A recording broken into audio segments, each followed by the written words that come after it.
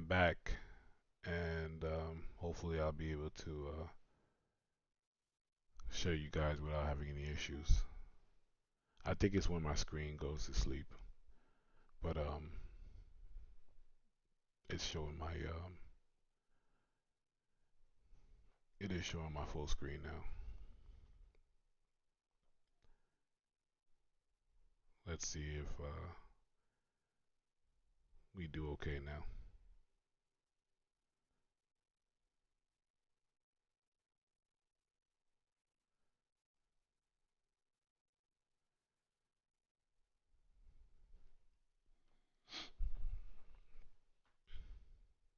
So I got the music in my ears, and I'd like to have it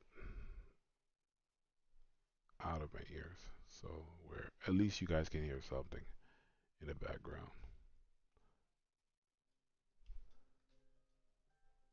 So hopefully it won't be too loud. And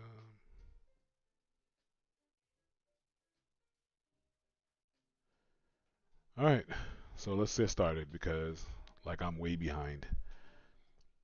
This is from yesterday's idea. We're gonna start. I'm gonna do the time lapse.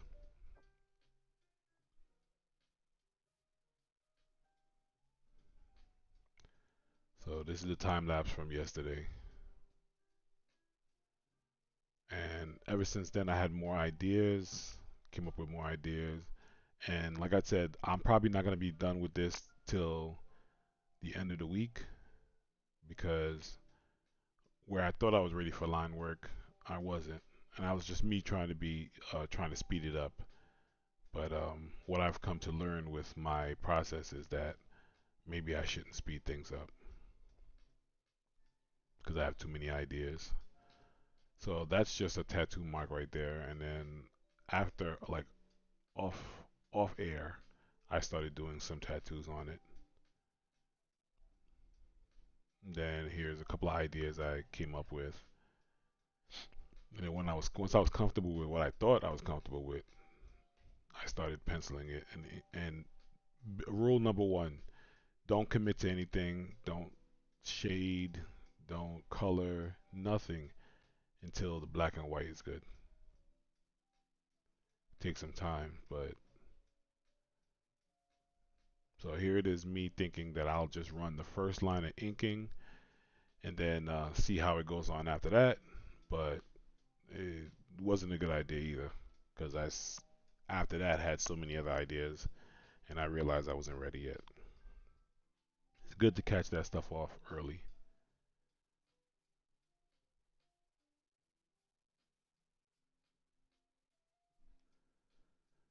And that's where I'm at right now.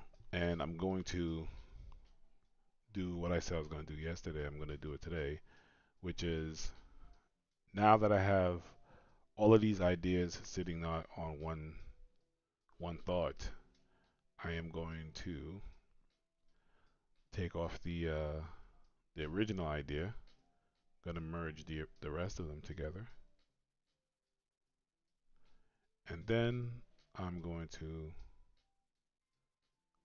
take the opacity down. Hold on, remove this. I'm going to take the opacity down, which for some reason is not working. That's weird. Oh, now it's going to work. So take the opacity down just a bit. Um, at least with that pencil work, it's a little bit more. Has more detail of the stuff that I want. So I'm gonna leave that like that for now. Keep all the loose lines out of it because eventually that's really what you want. You want all the loose lines to come out. In the past, I have not been the neatest when it came to my artwork because I don't like that. I actually like my artwork to be a bit messy. Is more characteristic of how I am as an artist. But if you're doing client work, you do want to have things just a little neat for that client so that they can it can translate for what they want. It's not about what you want, it's about what they want, and that is the issue with being an artist. Sometimes you kind of think you know what's best, but it's really about what the client knows and what the client wants. So now I'm gonna just keep it black. The ink is gonna stay black, and I'm gonna go over my image piece by piece, and I'm gonna again keep what I want and the things that I don't like. But now I'm gonna be a little neater with it. So I changed my pencil to I started off with the comic, and that's with the thicker lines, and then I went to the ink bleed soft. That's the thinner lines, but still very loose. And now I'm gonna be more what do you call that? I'm gonna be more. I'll have more purpose with what I'm doing. So still gonna technically be a sketch because after this uh, black and white that I do, gonna put a lot of effort into getting everything the way I kind of really want it. And then when I'm done with that, I'm gonna color, and then my final line work will be once the color is already laid out. So that's that's the way I work. Again, that's the way I want to work. Let me correct that. That's the way I want to work. Is that the way it tends to happen all the time? Nope, because as an artist, your mind is constantly moving, you're constantly thinking, and things change, and then things change again, and then you get not frustrated, but you get anxious. You get anxious. You want to see it done, because in your mind it's already done, but you want to get that out on paper, and then that's when things get a little difficult because you're not really able to get out what you want. That's for me. I can't speak for other artists, but that's for me. That's how it works out for me. I tend to um, as I'm rambling right now is how my mind works too. I tend to kind of overthink things, and then sometimes the things that I do need to think about more, I don't. So I'm gonna start. So with the iPad, why I like the iPad over the Wacom. The Wacom, I like it because you can get more detail done out of the Wacom. But that's after you do all this shit that you do over here. So I prefer to do all this stuff here first. So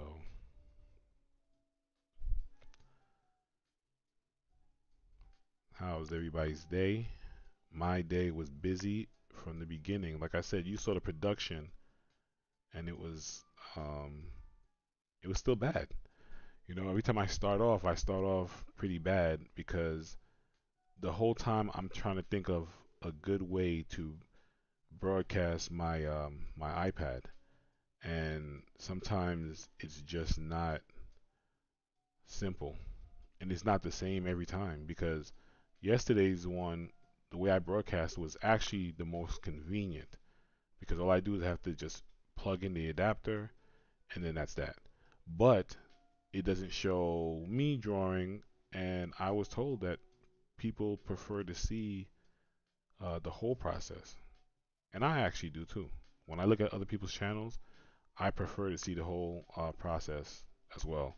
I like to kind of, I guess it makes it more personal. So I like to see how the artist's mind frame is, because just in case the person like pissed off and they do all these gestures like that and shit, like I want to see them pissed off, because that's how I am. When I'm drawing, I sometimes get pissed off, and I want to know that somebody else who I admire gets pissed off just like I do. It's how we are as people.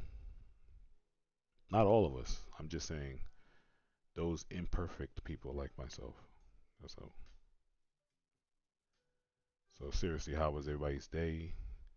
Um, Mine was extremely busy trying to get this popping.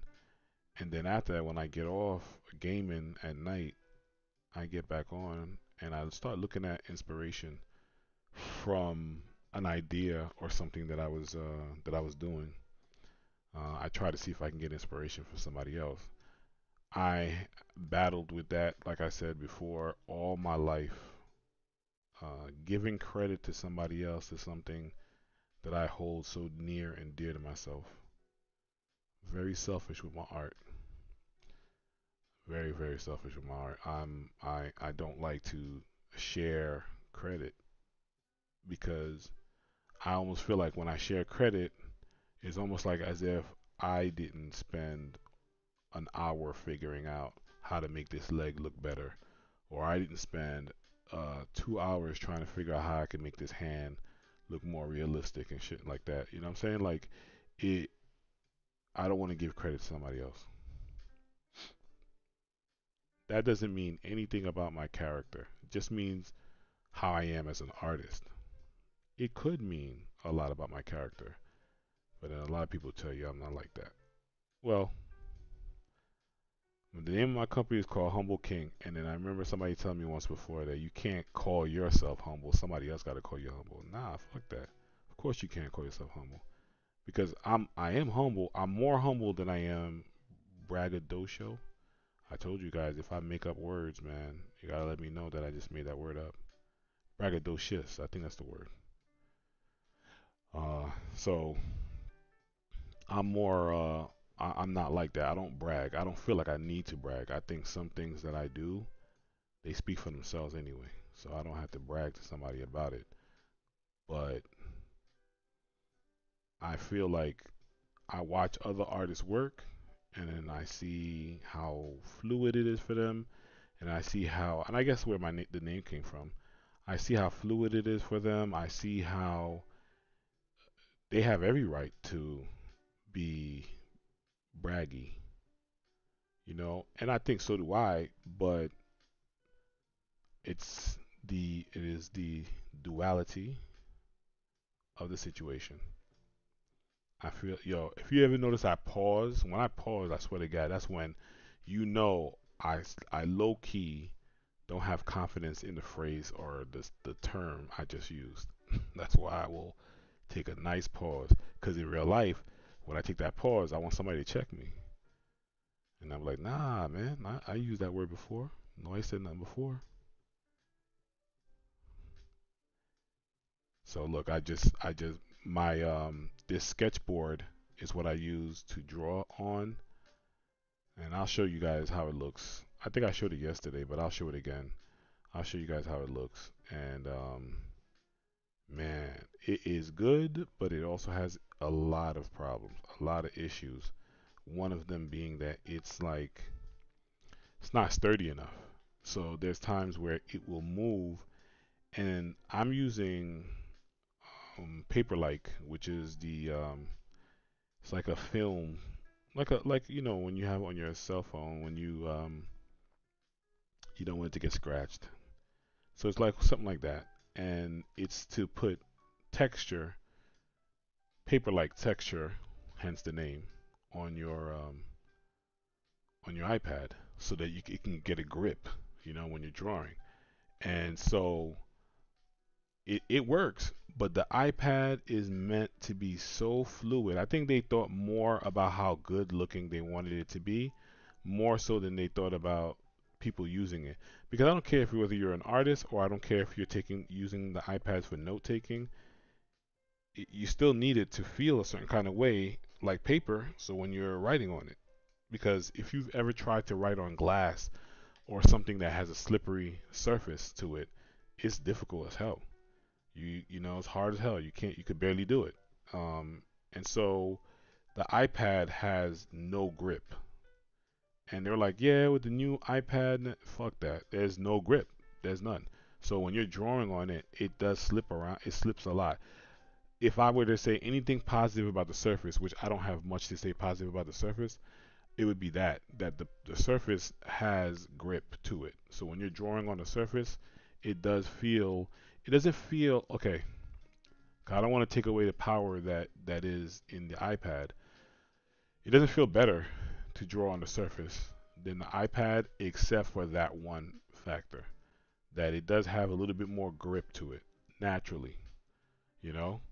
So the paper like for the price of it, it's $30 and you get two.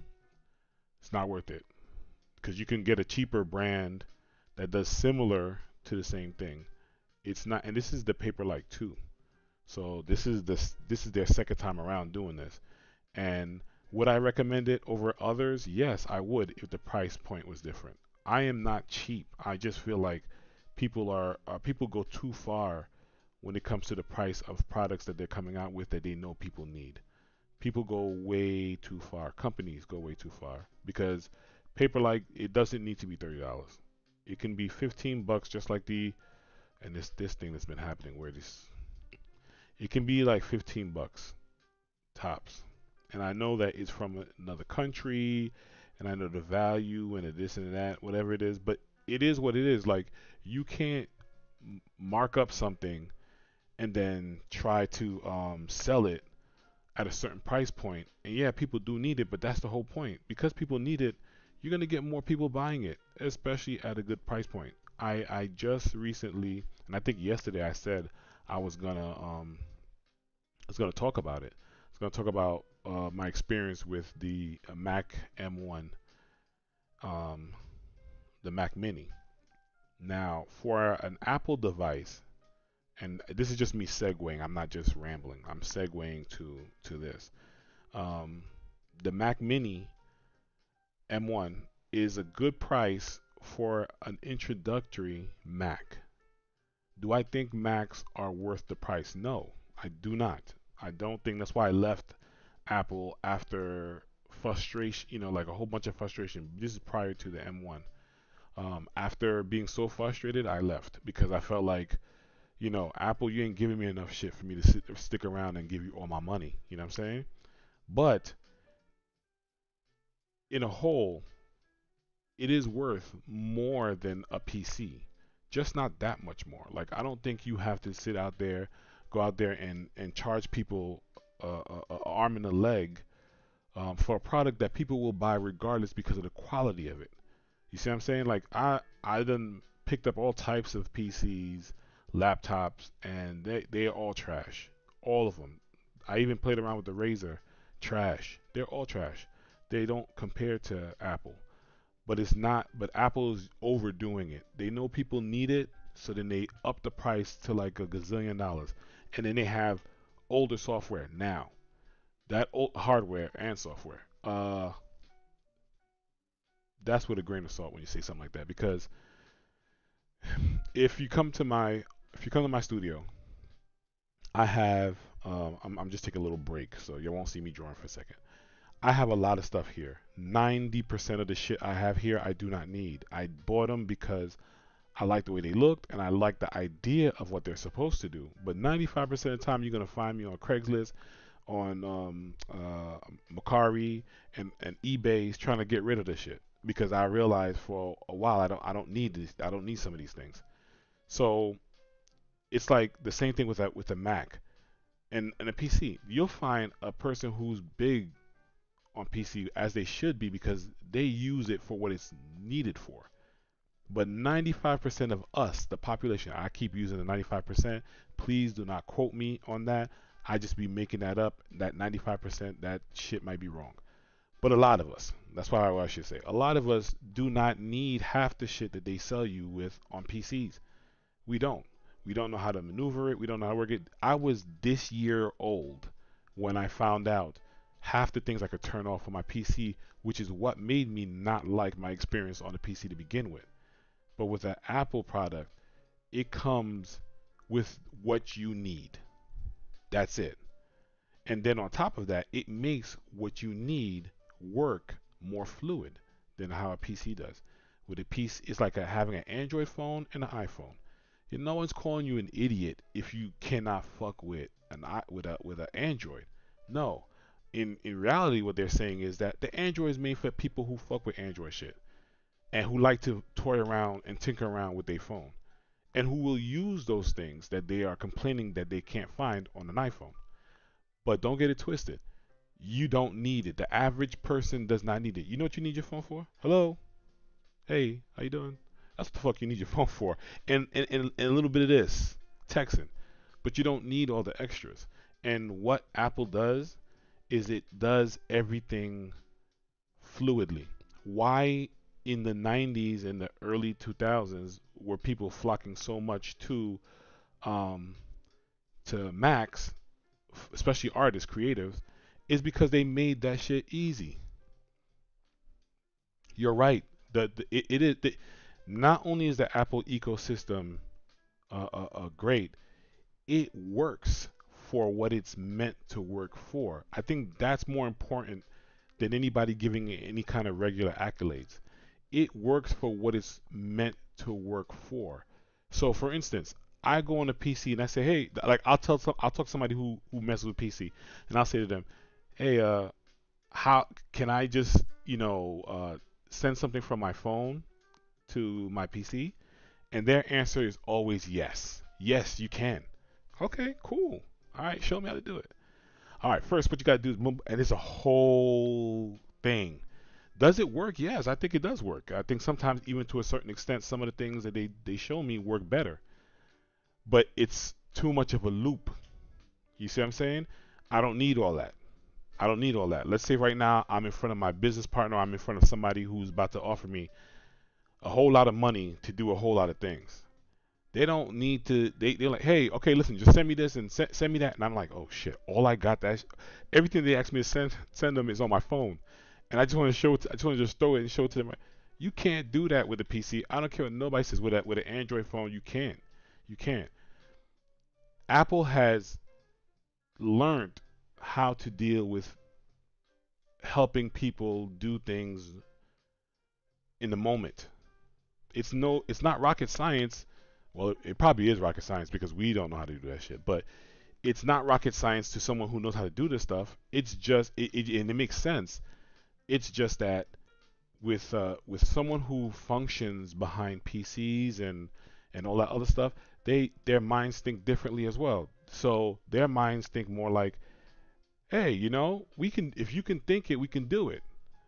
We're gonna figure out how to do it, and we're gonna blah blah. And Apple's just not about that life. They do all that stuff before they put it out. With PCs, there's a lot of things you can do. I learned it because I'm now gaming on my PC.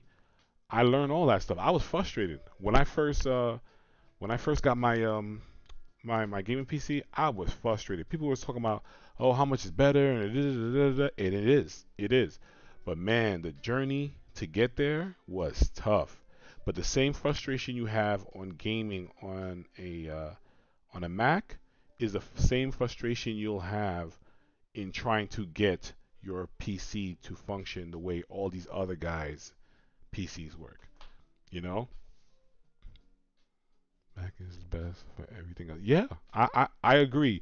I agree a lot. And if Apple did not come out with this M1, because I am a poster child for someone who became sour at Apple. Um, I became sour because I felt like they were really taking advantage of people's fandom. Again, that might not be a word. I literally just I think I made that up. But they were taking advantage of people being fans of Apple, and they were selling us garbage. They really were. They were selling us garbage at one point, and it's easy to do that when you have a fan base now. When you have people who believe in you and people who believe in your product, and let's say you want to keep up with the Joneses, you're going to start selling stuff that is irrelevant to those people. Like I never asked Apple to give me a touch screen. There's a reason why they didn't do it. There's a reason why they kept the touch screens solely to the iPad and to the phone. They didn't do it for a reason, and there was a reason behind it. And Steve Jobs, as I don't care what no one says, personally, I don't know the man. I didn't know the man. Personally, I didn't care about his personal life. I wouldn't have known who Steve Jobs was until he did what he did with Apple. So I'm not concerned about that. I'm concerned about what services that he's bringing to me, which was everything Apple. And that being said, his mind, the way he worked, it was never for what's going on in the now. He didn't care about what's going on in the now. That was not his concern. His concern was, can I deliver a product in its most natural form that people can mess with? And that's what I liked. I like the iPhone being. Look at that. My iPhone now is my my iPhone is back to the small. I have this is the older 8, and now I have the 11 Pro in the smaller size because I realized this big old phone. I could talk about that, in another episode.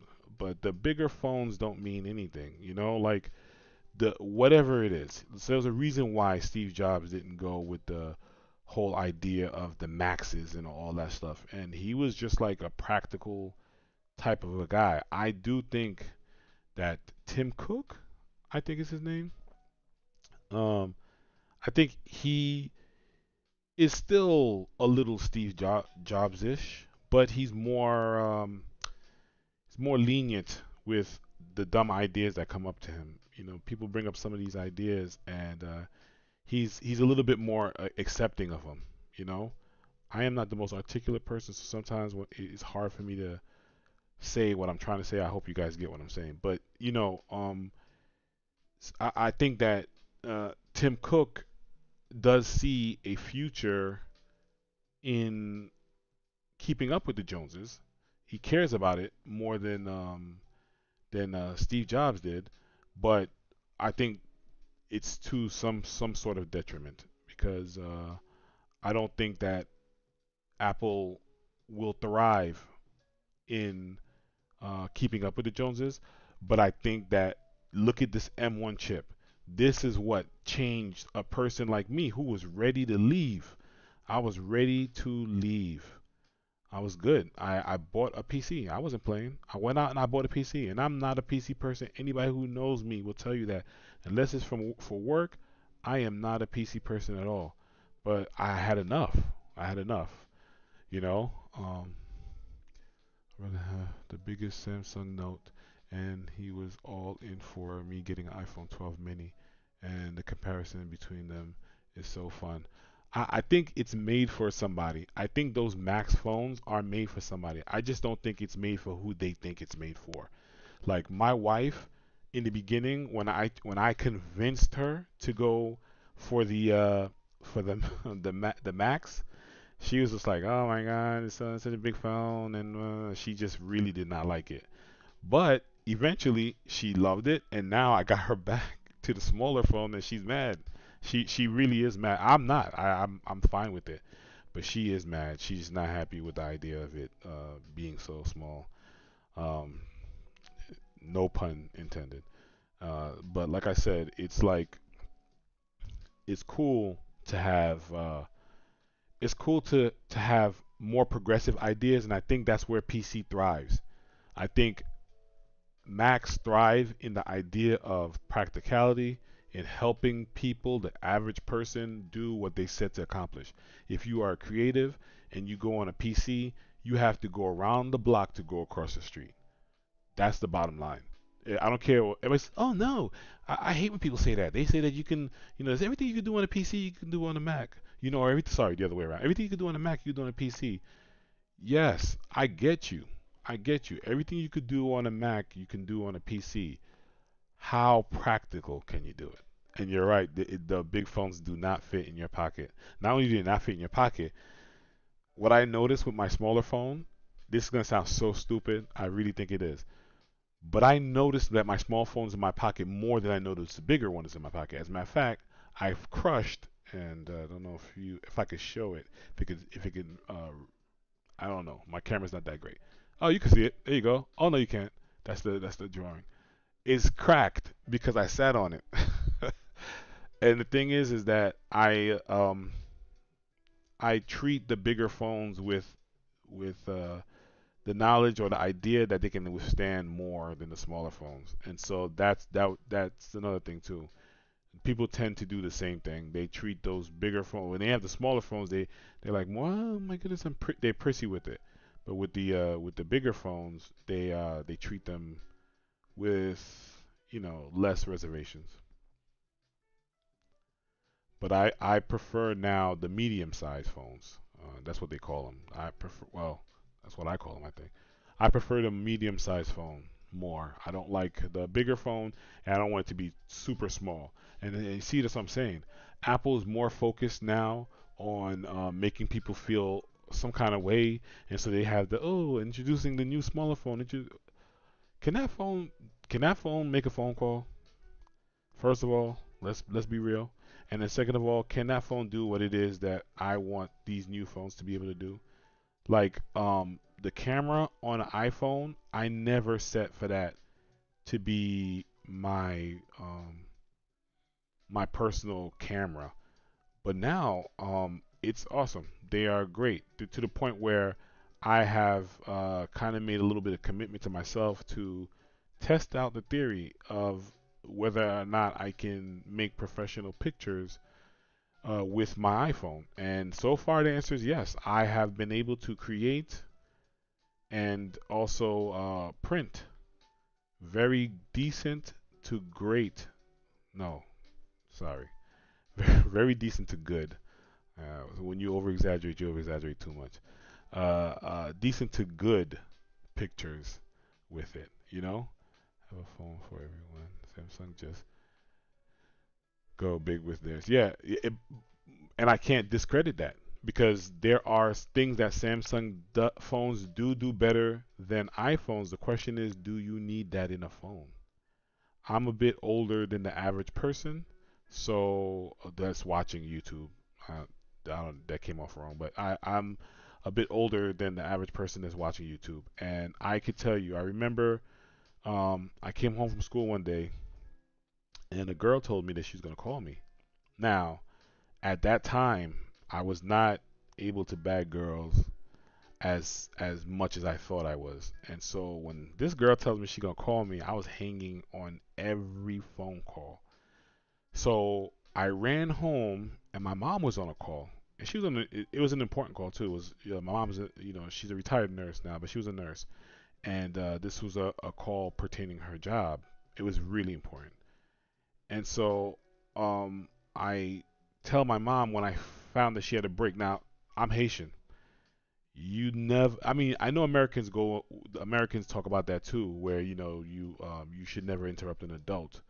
But Haitians take it to another level, man.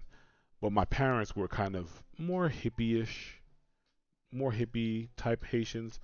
They came to America when they were young, so they didn't follow all those rules and stuff.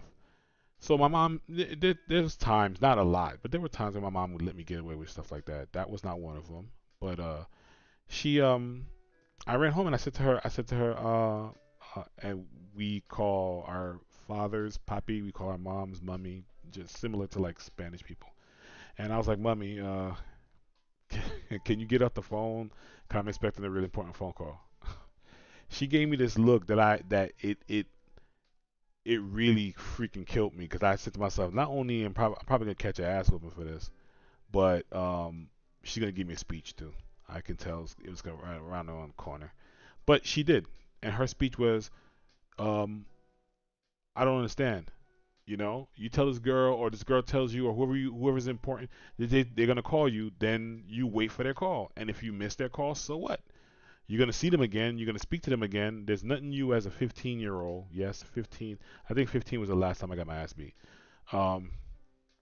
15. What kind of important call could it be compared to mine?" And she told me what the call was about, and it really was important.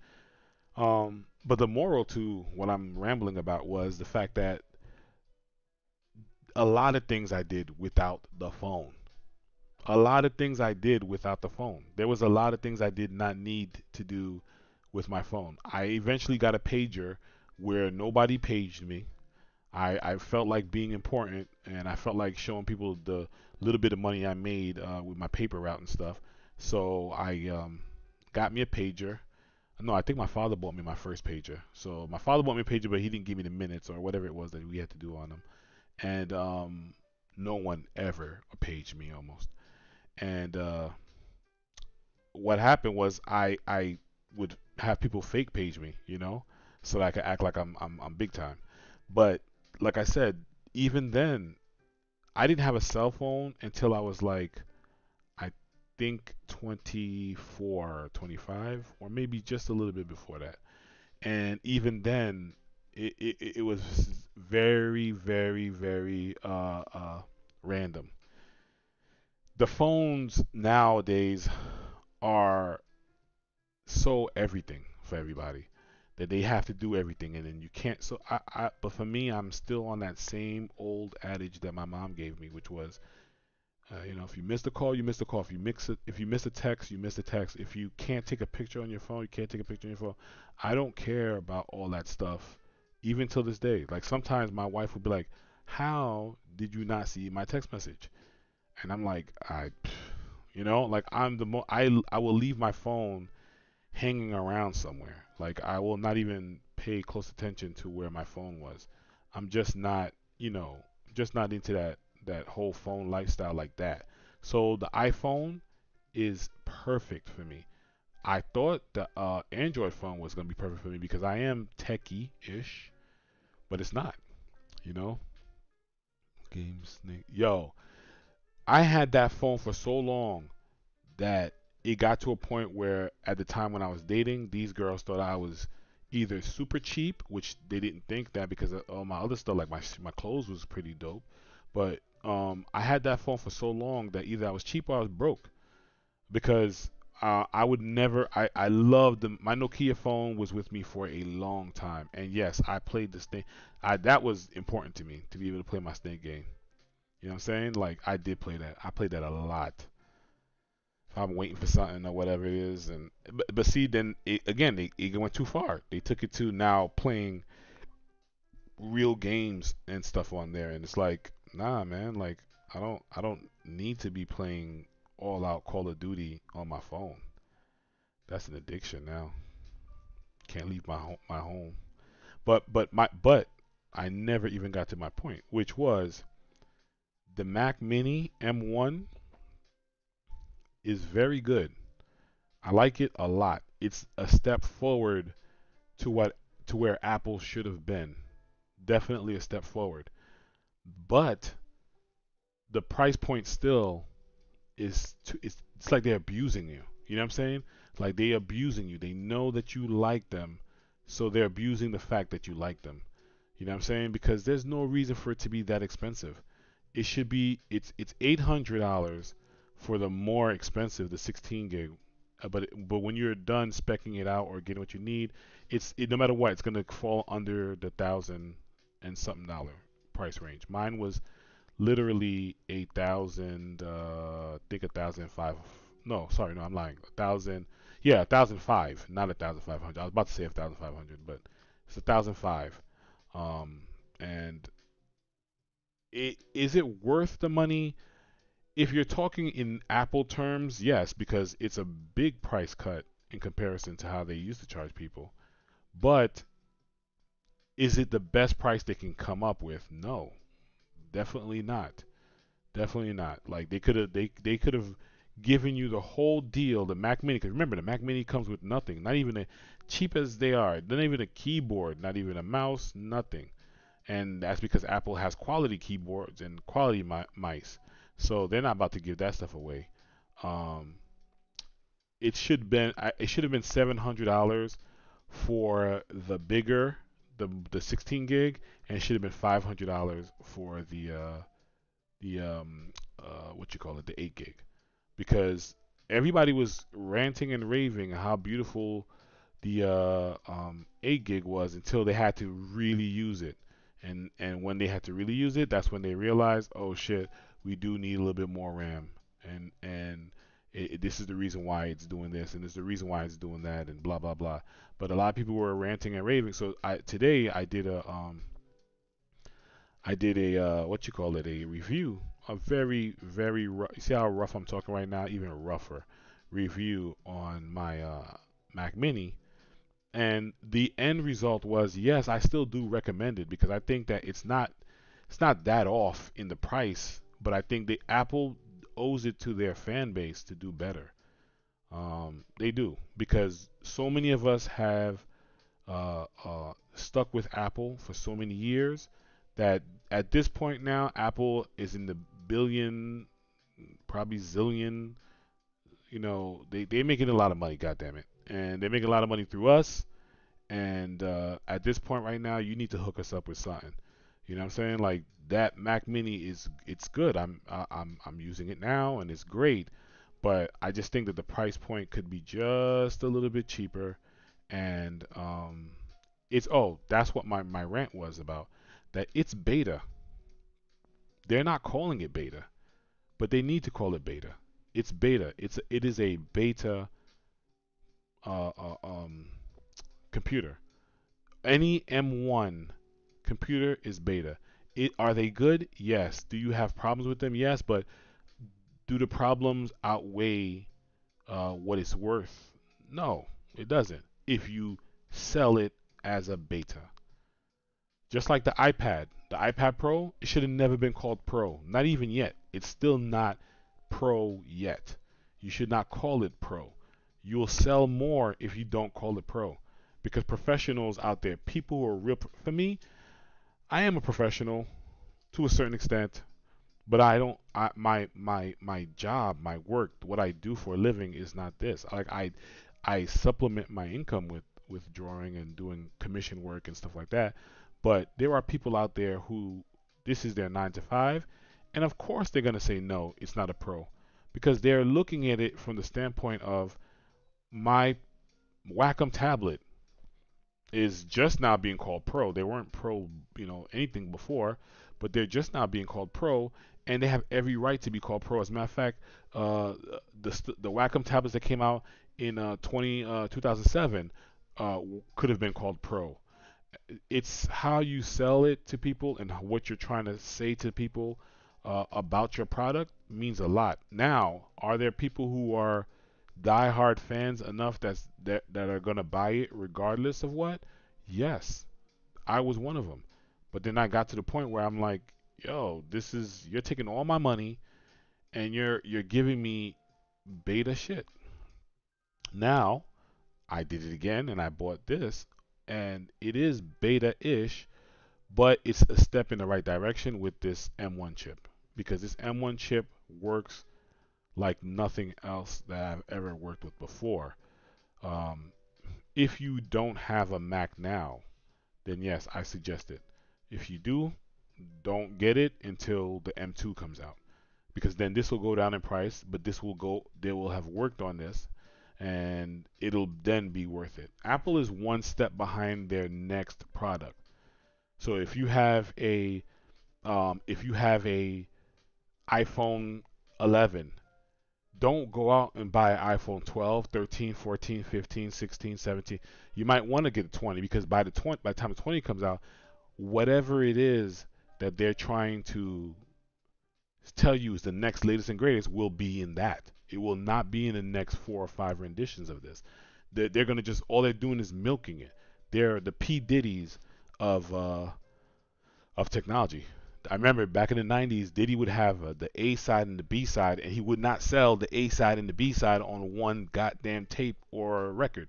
It'd just be side A. You bought that, and that's all you get in different renditions of side A. You'll get the instrumental, maybe, maybe not, but that's it. If you want to hear the Who Shot Ya, you have to buy the side B version of Who Shot Ya with the Who Shot Ya on it, and then the remix of Who Shot Ya, and then the instrumentals and blah blah blah.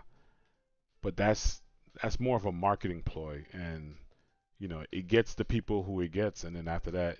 But I think if you have a good product, which was the reason why I started my whole rant and talking, if you have a good product, it sells itself, and it'll continue selling because people will buy it because they need it. Like for instance, Windex. Like for instance, um, uh, any kind of stomach ache problem pill. For instance, any of these things, people need them regardless.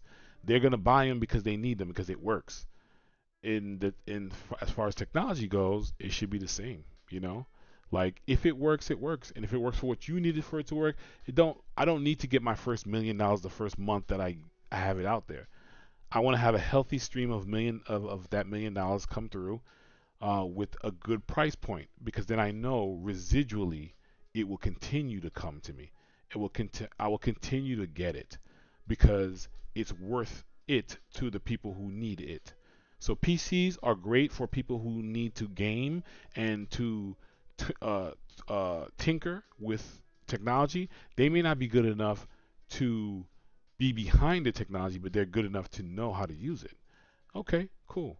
But for the rest of us who want to get on there and browse, even though I'm good with technology, I am.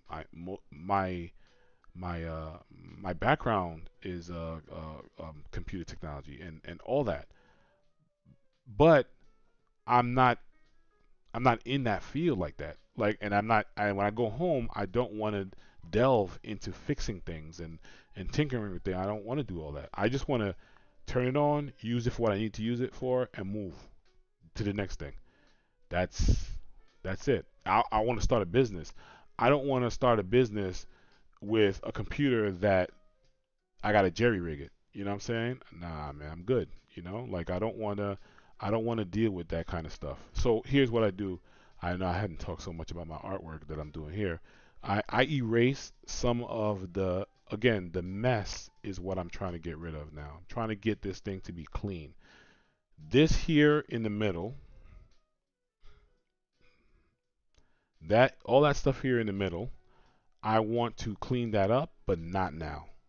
So what I'm doing is I'm just erasing the things that I can erase, which is the rope. I didn't like the way it was. Didn't look like a rope. Looked like tires around his neck. So I'm kind of giving it a bit. Now I have to put details in it for it to look like a rope, but it looks better than it did before. But I feel comfortable coloring it now because it at least has the form that it should have had from before. So I'm cleaning up the rest of this stuff so that when I finally do my final line, when I finally do my final line work on this, it should be super clean.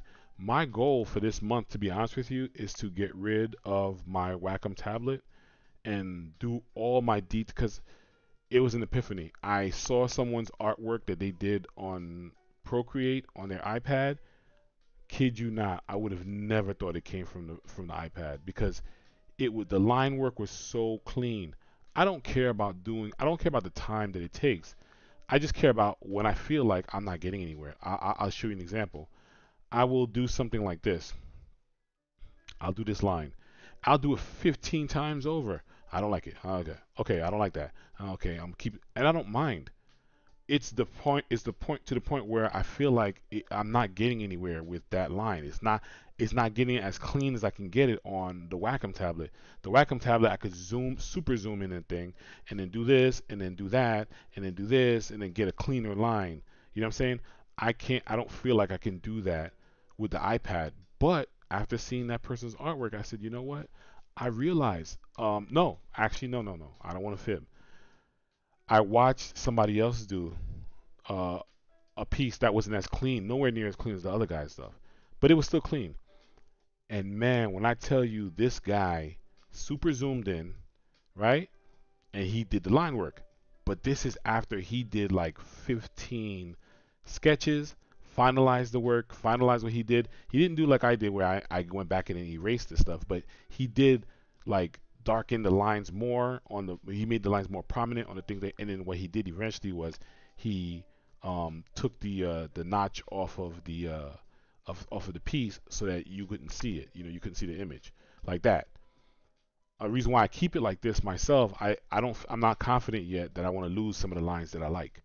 So what he did was he did this whole thing whatever, and then in the end the piece came out really nice. Again, it didn't come out as neat and clean as the other one that really got me focused on using my iPad, but it was good enough. It was good enough, and he did a good job, and now that's my focus. My focus is to do that. The guy that I'm talking about that did some really clean work outside of that he did it on Procreate. I didn't know he did it on Procreate. His name is Dirty Robot. Dirty Robot. He's only on Instagram now. I don't think he's on YouTube or Twitch.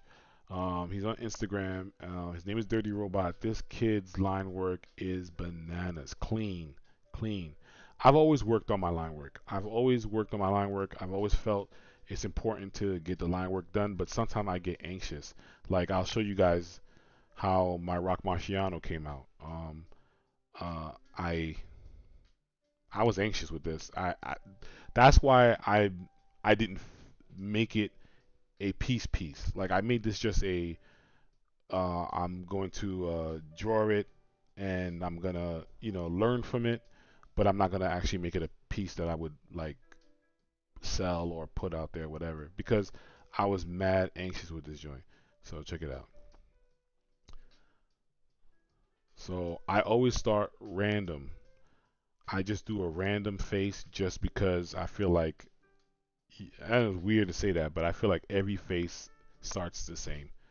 And then I picked up, and that's where my style comes out too, I think. And then I started picking up on it. So now, no, mind you, see that this is where I went too crazy. I started shading before I finalized my pencil work, and then I just said, you know what? I'm just gonna have fun with it. No rules to it. I'm just gonna do it, and then that's what I just did. Sometimes it gets that way. Sometimes it's to the point where you just have to um, just call it. So this background that you see here is the table, the new table I got. I just use that as my background for that. And here's another one that so this is a little bit more cleaner though than some of my other drawings that I am this is more cleaner than, let's say, this, you know. This I went all the way crazy with this one, but at the same time I had my drawing already that I did on. Nothing beats me sketching on from pencil to paper, and then I just use that to clean it up and clean up the lines. I think digitally you can't beat that. There's an artist out there that I know who can do some really clean line work on pencil and paper. I still will put my money on digital lines. All it to me, it shows me that someone who does it on pencil and paper, if they went digitally to do it, there'd be no stopping that person. That person would be 1,000% a god, because they already understand the rules of clean line work.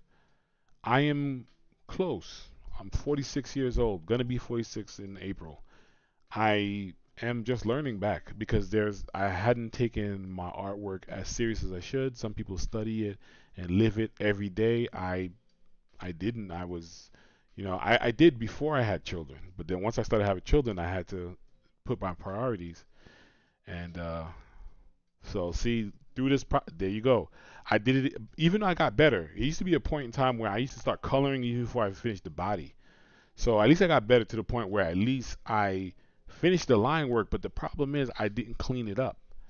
The loose line work with my hands, I'm okay with those. I'm okay with doing a finalized drawing with those. But when I finally get to the final piece, I'm not gonna like it because I know my thing is my line work. I want my line work to be crazy. You know what I'm saying? Like I want my line work to be bananas. I'm just a big fan of that. I used to be a big fan of the pencilers in comic books. The inkers and the people who did the pencil work. I cared more about that than I cared about. And so I'm gonna segue to my last comment before I get off. Um, it's like music. I care a whole lot about the undertone of things. So in music, you have to be lyrical if you're a rapper, and even if you're a singer, you have to have some lyrics that catch me. If by chance you don't, your cadence better be on point. That's the first two things that I care about. Then after that, the beat you choose. So when people always ask me why I think Nas is the illest MC, and I'm like, because Nas, his lyrical prowess is bananas. His storytelling is only the likes of Slick Rick. So that's why I like him. But they're like, yeah, but he makes bad choices. Like, which album do you think is Nas's best album? I think hands down, lyrically best album, Nostradamus, because lyrically he was a beast on that. But the best all around put together Nas album is still going to be between Illmatic, and Stillmatic. And again, lyrically. So people are like, yeah, but the beat. Who cares about the beat, man? There's a lot of MCs out there whose their beat choices, I'm okay with their beat choices, but a lot of people are not okay with their beat choices, and I'm like, so what? At this point, if he is putting out content that is attractive to me, then I'm gonna take it. So I care about the lyrics. That's a big thing for me. I care about the cadence, and I care about the undertone of the instruments that they choose. Believe it or not, it has to be an instrument that matters, that makes sense to the song. So you ain't gonna catch me with the no. Actually, I'm lying. You will catch me with the very right now. What is that? It's called beatbox. That new song out that's called beatbox. Oh my god, one of my favorite songs that's out now. Yes, but it's going to not resonate in my mind 2, 3, 4 months from now. 2, 3, 4 months from now, if I hear it again, I'm like, oh, okay, yeah, yeah, it's a catchy tune. But you put something like accordion from MF Doom. You put something like Rewind by Nas, or I Gave You Power. These things, I could not even hear the song, but it is playing in my head, tune for tune, play for play, because I'm paying attention to everything about it is catching me. It's the lyrics, it's the cadence, the instrument that they chose to use in that song. Why did they choose it? You have to understand something. A pop song is exactly meant for that. And actually, this is weird. I did not mean for this to happen, but it goes according to what I'm saying.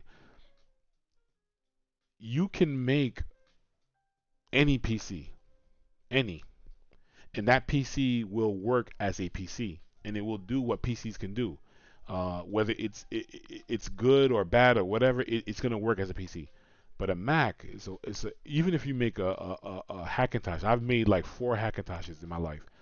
Nothing compares to a Mac coming straight from Apple, because it is done with detailed, refined detail. Things, paying attention to the smallest details of what you're looking to do. And it's the same with hip hop. Anyone can make a pop song, and there's rules to how to make pop songs. There's rules to how to make catchy songs. But in the end, is that going to resonate for the rest of my life, or is it just for the here and the now? I've had Toshiba, I've had HPs, I've had Dells, I've had all types of PCs, and some of them had their best and worst moments. But to be honest with you, uh, every Mac that I've had has had a history and a story to tell, and there's only one Mac. You know what I'm saying? And then there's several versions of PCs. It's the same thing with music, man. Like pop music, Michael Jackson, from the Michael Jackson to the Billie Eilish to the uh, um, uh, even hip hop. I will classify certain songs like, I don't look at Flow Rider as what I would consider hip hop. He falls within the category of hip hop, but a pop version of that. The Pitbull falls into that category. Some artists accidentally go into that category. Some of them, they come out and they come out to be a certain way, but then they end up being like 50 Cent and Pop Smoke. Like, so close, fine line, but they always bring themselves back. They always bring their sound always comes back and reminds you that they are hip hop now. They have their place there, and I just feel like there's no question or no doubt that Nas is a Mac. You know what I'm saying? Flow Rider is a PC. You know what I'm saying? Like, these they fit the categories that they fit for. They fit into the place where they belong. That's just my way of thinking. I could be totally wrong in someone's eyes, but in my eyes, I'm right. This is the one I wanted to show you guys. How many times this is what I was trying to show you yesterday with time lapse with this one.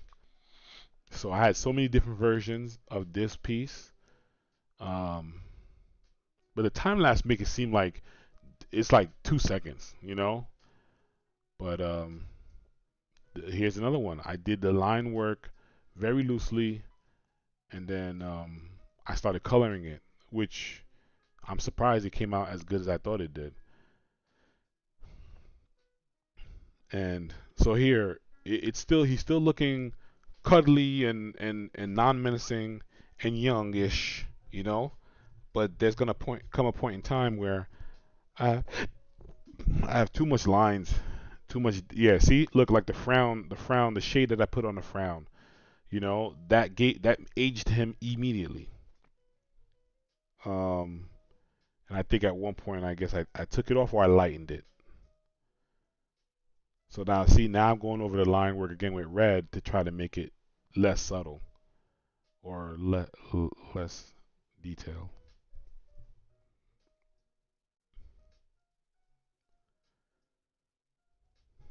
And see here he's still yeah. So you see the frown.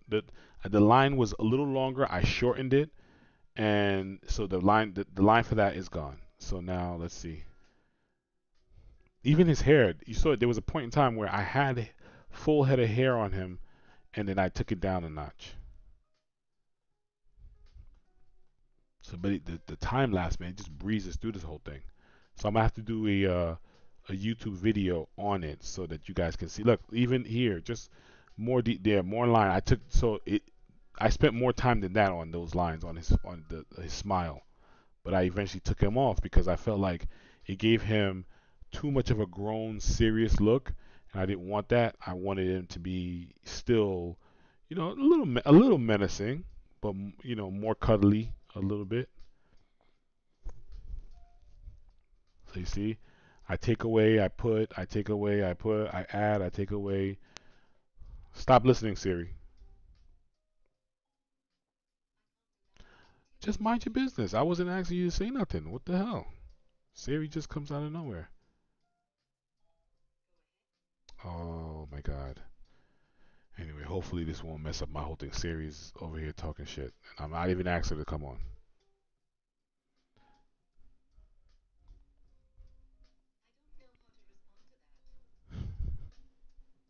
Maybe she'll disappear. Alright, so you can see like here is just I'm doing detail stuff in here, but you can't see it because at this point it's just going super slow. Oh no, I'm lying. It's because it stopped playing.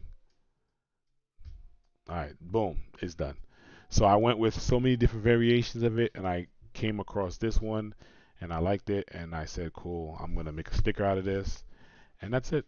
That's that. I'm done. So today I started off slow. I started off late. I do like this product that I'm using now. If you guys are interested in which product I use this one here. It's called I don't know what it's called. Hold on, let me go to it and see. It is called where the hell did it go? Oh, Smart Mirror TV. It's called Smart Mirror TV and Devices. So I'm gonna try to come back to this um, and save it there, so you guys can see. I can add it to here. So if you guys want to come back to it, I tried to use AstroPad. That's what took me so long, and AstroPad didn't do what I wanted it to do. So I'm gonna do a what's on my iPad later. Saving some material for non-lives. So that's it. That's the product that I'm using. It's called Smart Mirror TV and Devices. So that's you download it on your iPad, and then it comes up. See, I thank God I didn't pop it up again. It's showing the actual address on there. So I don't want you guys to see my address. Not saying that nobody gonna do it, but that's not good to show the IP address to your product. Um, and I use that, and then I put it browsing on my Streamlabs. And as a matter of fact, I did the last time. I'll do it again. I'll show you guys a little something before I end. The reason I like to show is because I went through my shit. That's kind of hard. And I don't want somebody else to have to go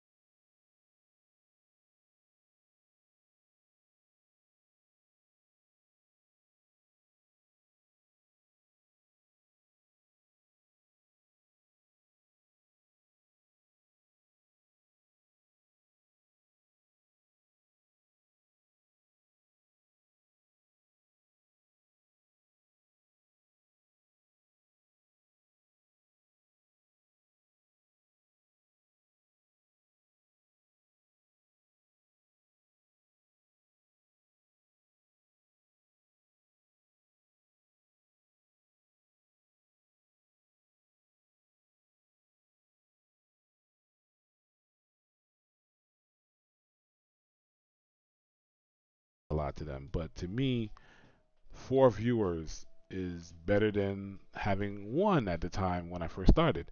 But don't get it twisted. If I only have one viewer, that's dope too.